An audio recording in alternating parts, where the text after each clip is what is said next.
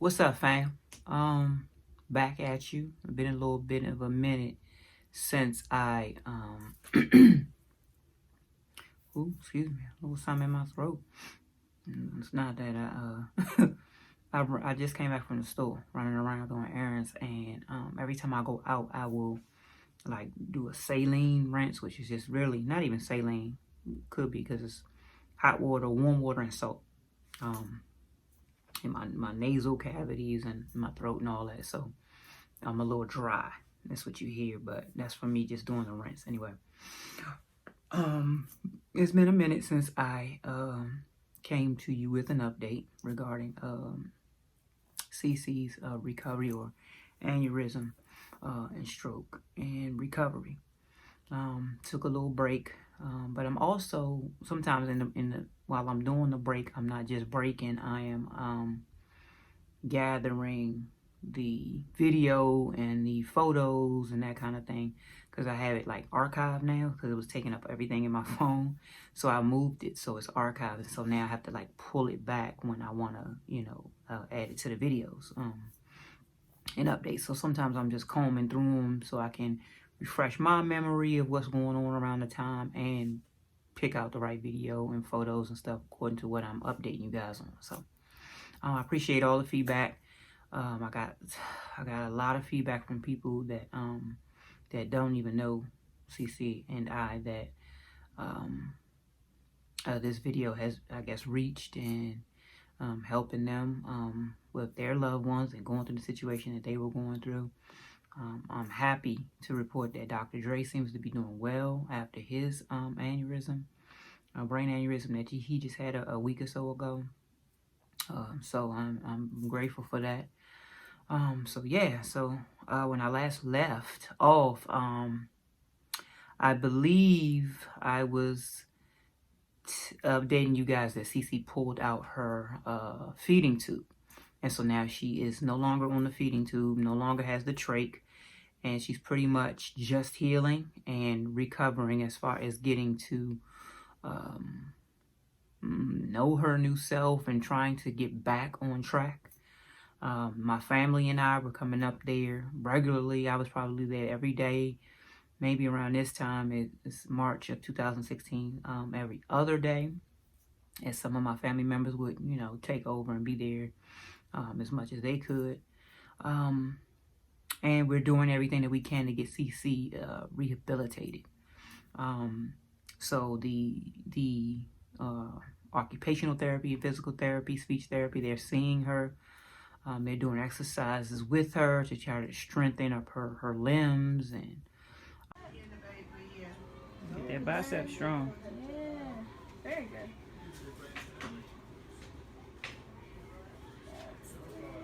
Still have to pay extra rent.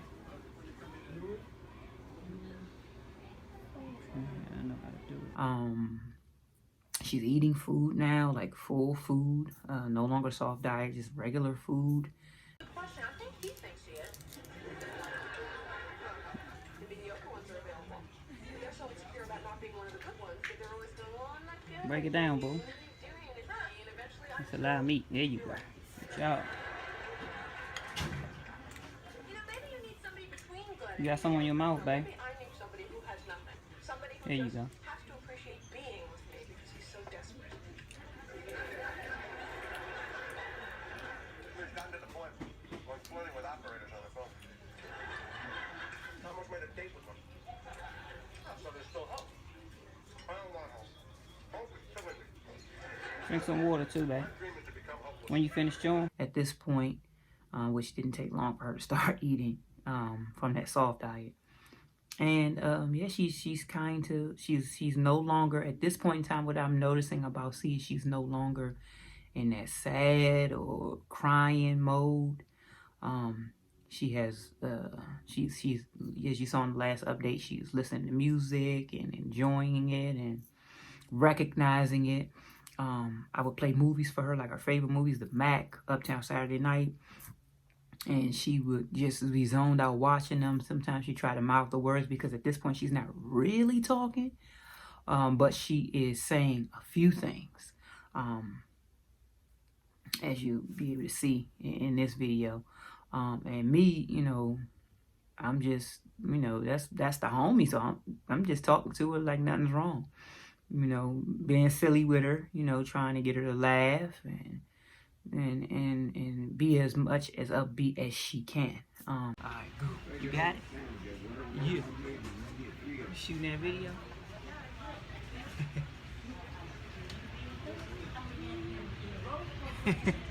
This video, you could talk. I'm gonna get these pictures. You can talk. You ready to go into the elevator? Demo, Oreos, Washington National. One time. Say peace. You ain't gonna say peace? Say peace. Say deuces, niggas. Deuces, niggas. And I don't know. I don't know what she was going through when she was crying. When she was kind of coming out of it back in the August or September months or whatever. I'm just now finding out. We had a doctor's appointment with her recently. 2 weeks or so ago. For some therapy to help try and straighten her leg out. And the doctor that we're seeing wanted an x-ray. So they did an x-ray, had an x-ray done of her hip. And when the x-ray came back and we went to the appointment, she wanted to discuss the findings. Turns out, CeCe's right hip, the side that has the weakness on it, at some point had become fractured. So as I'm going through these pictures, I had no idea that her hip had been fractured. And as I'm going through these pictures, I'm finding out that her hip was fractured. Well, I found out that her hip was fractured from the doctor in the x-ray. But as I'm going through these pictures, I'm looking at them. And right after this happened to her, which was in April 15, 2015, when she was still in the very first hospital, Washington Hospital Center, I'm looking at those pictures, and I'm seeing her leg, her feet, instead of being straight, like that, her foot on her right was kind of turned out. Now, because of the stroke and the weakness on her right side, her leg has drawn up. So her right leg, instead of being straight like this, it kind of draws up and she pulls it closer to her body. And anytime she's cold, it stiffens up. Same with her arm. She will like draw up, until she's relaxed or not cold or whatever. So this is still early though. And when she's in the hospital, Washington Hospital Center, so her leg has not begun to draw up yet, but it is turned, her foot is turned out. So now I'm thinking with everything that she went through in that hospital and all of the surgeries that she had to go through in that very first hospital and the moving back and forth, at some point in time, maybe her hip got fractured. And because she was out of it, they had her under for so long, trying to let her brain heal, she could have very well had her hip pop out or fractured. And nobody knew. And she could have been in pain. And that's why she was crying so much when she was coming around. Who knows? But the doctor kind of explained it to us where, you have your hip. Say this is your hip bone. And this is the socket that the hip bone is in. So instead of CeCe's, these are her hip bones. Instead of her being straight up, having straight up hip bones in like this and lined up right. When her right one with the weakness got fractured, it came out, and when it started healing, it healed wrong on its own, and kind of healed like that.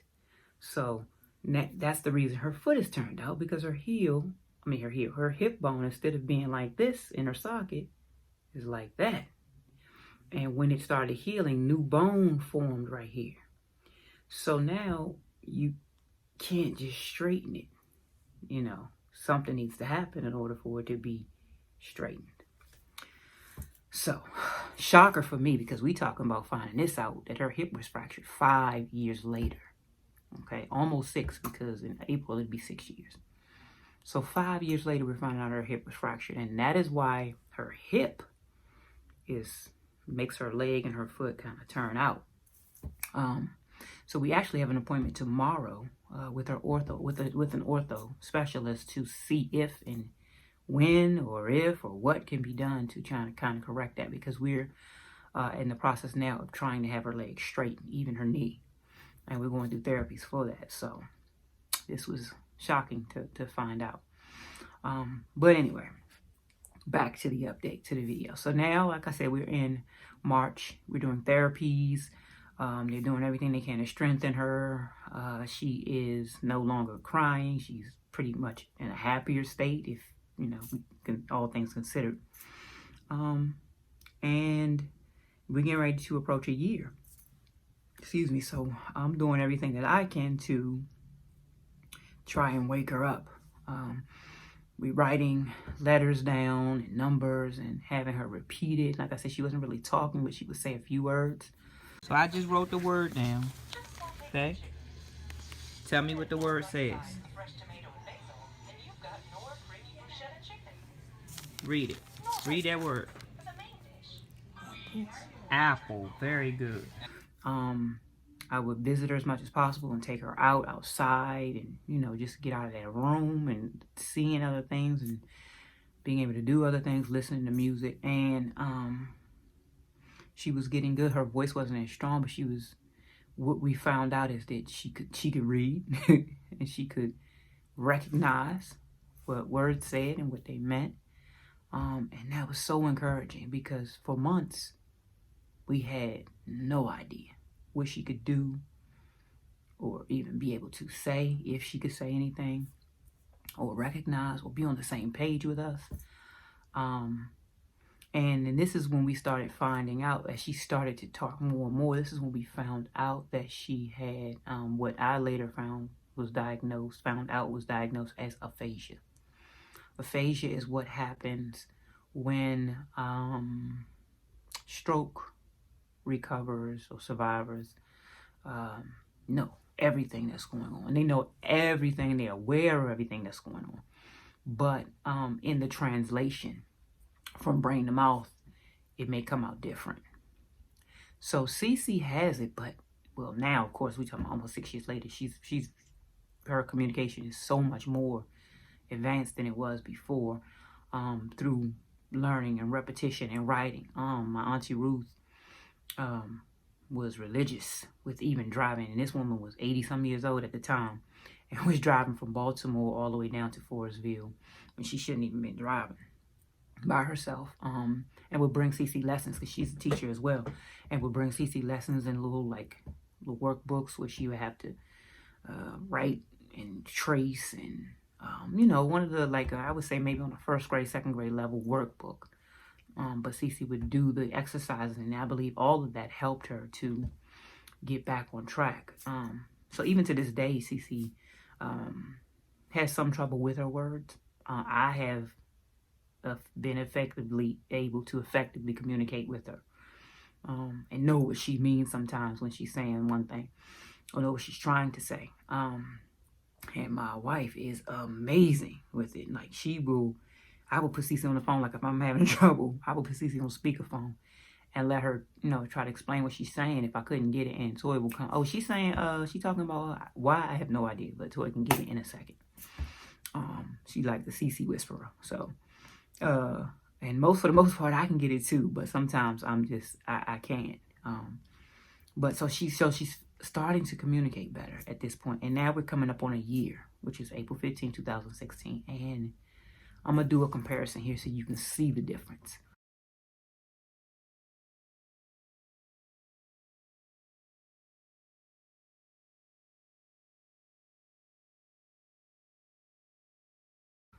Because sometimes you forget how far she came when you look at her, or as I'm speaking about, this being 1 year later, when you look at her and see where she was then compared to what she went through a year before. CeCe's a miracle.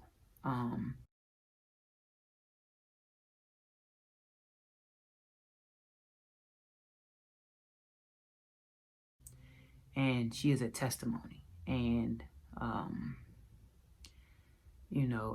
I would find myself breaking down sometimes, because I used to question why all of that happened. I know you're not supposed to question, but when you're in the moment, sometimes you just got to question, why? What's the point? What's the purpose? And what I found was CeCe's life is a testimony to this day. We actually went to visit some friends this past weekend. And we were talking about how you know, ripping and running and not getting enough sleep and that kind of thing. And my wife and I will always, when we get that opportunity and we hear it, we always let them know about CeCe, because it is so important that you take care of yourself. It is so important that you get the sleep that you need. It is so important that you meditate, pray, woosah, whatever, when you need to, and not take on so many things, because it will wear on you over time. It's hard to say not be stressed, but that's the truth, not to let stress take over you, because it will wear on you. And I believe CeCe's life is and her going through this is a testimony of what you can overcome when others say you can't, and a cautionary tale as to what you need to do in order to not have to hopefully go through that. It's crazy. A neighbor of ours, I don't know if I said this in any of the other videos, but if I didn't, I need to say it now. And if I'm repeating it, okay, sorry. But there's a neighbor of ours that lived across the street from us, a guy. He's probably in his 50s now, but during this time, this was probably about when CeCe had her illness 4 or 5 years ago. My wife and I noticed we hadn't seen him in a while. And it was strange because it was like, you know, you always saw him washing his truck, you know, just saw him coming in and out when he lived across the street. And then all of a sudden, boom, I just didn't see him anymore. I would see his wife, and they have a son, but the son was like my wife's son's age. So he probably was out of the house or whatever, so no big deal not seeing him, but didn't see the father anymore. Like I said, not that much older than us. And just didn't see him anymore. And then last year, a little over a year ago, I'm at CeCe's facility, which is a new one. We moved her since then from Forestville to another one, closer to me, which I'll get to. But I'm there visiting her, and CeCe would keep talking about Charlie Murphy. She would just say, Charlie Murphy. And I'm like, who you talking about, Charlie Murphy? And she's like, Charlie. And I'm like, okay, who's Charlie? I'm thinking, because CeCe went to high school in Baltimore, I'm thinking it's some dude that works there that she know from high school or something like that she done ran into, because that's happened before. And she keeps saying, Charlie Murphy. And I'm like, that's somebody in here or something? She like, yeah. She had opened the drawer and showed me his number and everything. And I'm like, oh, okay. I didn't know the number. I don't recognize the name. So I'm just like, okay, you know, my CeCe's friend. One of CeCe's friends. No big deal. And then one day I'm visiting her, and this guy comes rolling up into CeCe's room while we in there kicking it. And I'm like, hey, how you doing? And CeCe like, Charlie. And I said, oh, hey, how you doing, Charlie? Good to meet you. And he started talking. He said, you probably remember I had to come in, and he's talking fine. The only thing that he's in a wheelchair, and I can see he has weakness. Like CeCe's weakness is on her right, his is on his left. But he had a phone in his right hand, and he's talking. You know, like, you know, if you didn't see him in a wheelchair, you wouldn't see that anything was wrong. And he's like, yeah, you probably don't recognize me, don't even remember me, but I saw the van outside, and I wanted to come and speak to you. And I said, oh, okay. You know, I'm still clueless. And he's like, yeah, I lived across the street before I got a stroke. I lived across the street with my wife. And I looked at him and was like, oh, my God. I was like, oh, my God, so you had a stroke? He said, yeah. He said, a year ago, I was at the house. I had taken a shower, and I just fell out. I woke up. I was on the side of the bed, and I felt crazy. Told my wife. She said, call 911, or, you know, she was on her way home or something.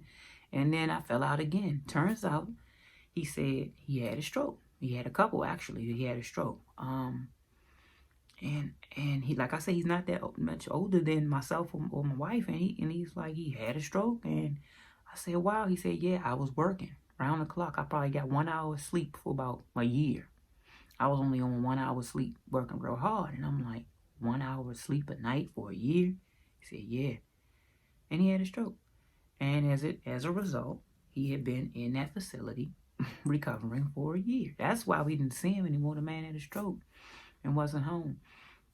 And so now he's in a wheelchair, and he has weakness on the left side of his body.